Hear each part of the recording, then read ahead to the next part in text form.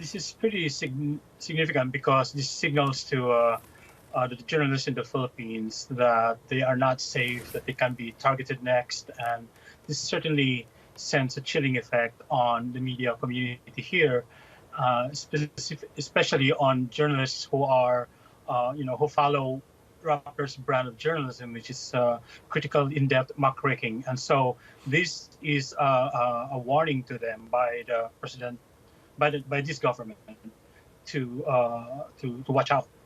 And what do you make of the charges themselves? I mean, what is cyber libel? Well, cyber libel is a fairly new law in the Philippines. It's a criminal offense, and these are as the name suggests, these are mainly offenses that are committed online.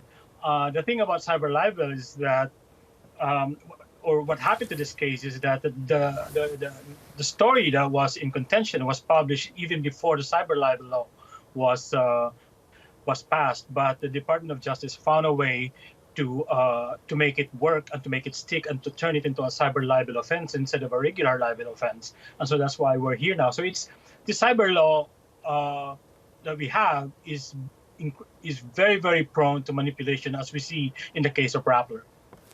They are going to appeal this verdict.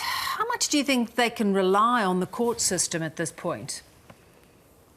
Well, they really don't have a lot of choice but to bring this all the way to the Supreme Court. Now, the Supreme Court is dominated by the nominees or by the justices that were appointed by President Duterte. So that, makes them a little nervous about the prospects of getting an acquittal or an overturn of the verdict. But really, they don't have much choice. So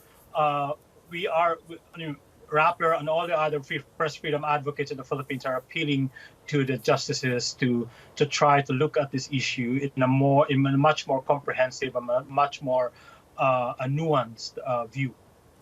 They're going to face other charges. Do you feel, is there the sense that the Duterte government will keep coming for them until perhaps they end up in jail?